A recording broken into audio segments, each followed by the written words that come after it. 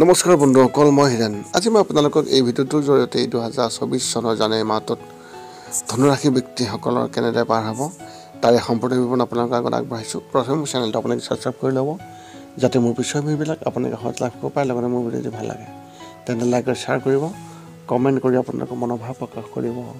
এতিয়া মূল বিষয়লৈ। আপোনাৰ এই মাহটোত আপোনাৰ পাৰিবাৰিক জীৱনৰ ক্ষেত্ৰত এনেধৰণৰ: যদি ঘৰৰ জ্যেষ্ঠ ব্যক্তি আছে তেন্তে তেওঁলোকৰ সম্পূৰ্ণ যত্ন লওক, কিয়নো তেওঁলোকৰ স্বাস্থ্য বেয়া হ'ব পাৰে। যদি তেওঁলোকৰ ইতিমধ্যে গুৰুতৰ ৰোগ হৈ আছে তেন্তে চিকিৎসকৰ সৈতে যোগাযোগ ৰাখিব আৰু সময়ে সময়ে পৰীক্ষা কৰাৰ যত্ন কৰিব লাগিব।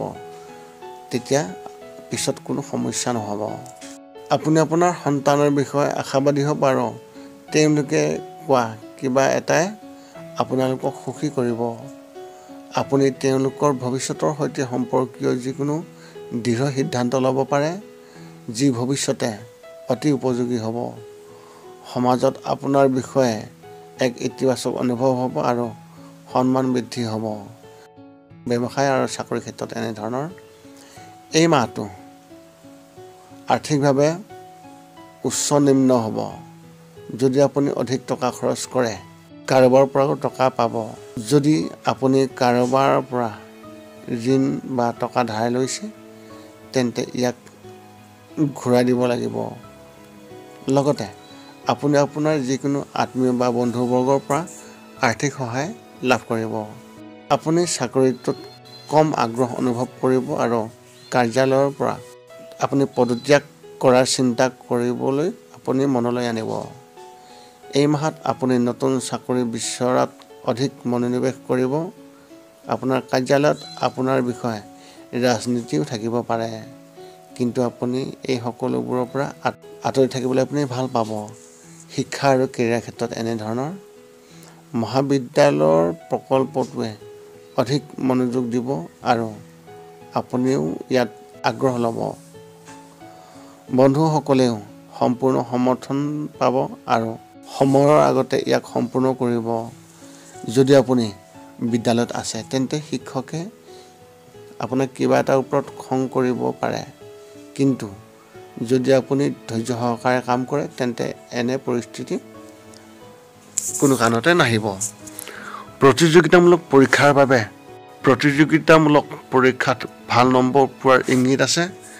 যদি আপুনি কিছু সময়ৰ বাবে চৰকাৰী পৰীক্ষা প্ৰাপ্ত কৰাত সুখী নহয় তেন্তে এই মাহত আপুনি এনেজন ব্যক্তিৰ পৰা সঠিক নিৰ্দেশনা পাব, যি ভৱিষ্যতে যথেষ্ট সহায় কৰিব। প্ৰেমৰ ক্ষেত্ৰত এনেধৰণৰ: যদি আপুনি কাৰোবাৰ সৈতে প্ৰেমৰ সম্পৰ্কত আছে তেন্তে এই মাহত সাৱধান হওক। মাহটোৰ আৰম্ভণিতে কিছুমান বস্তু থাকিব যিবোৰ তেওঁলোক দুয়োজনে ভাল নাপাব।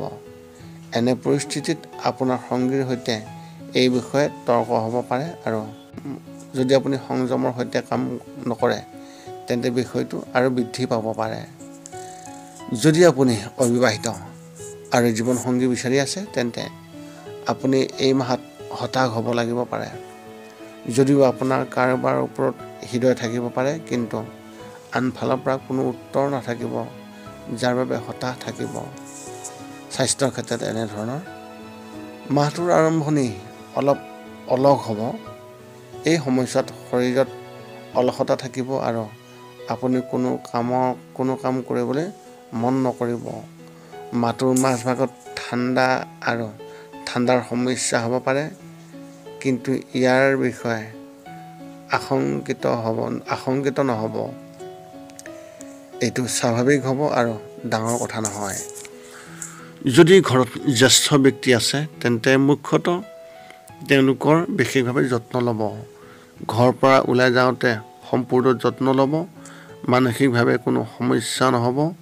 মনটো সতেজ হৈ থাকিব আৰু নতুন চিন্তা মনলৈ আহিব।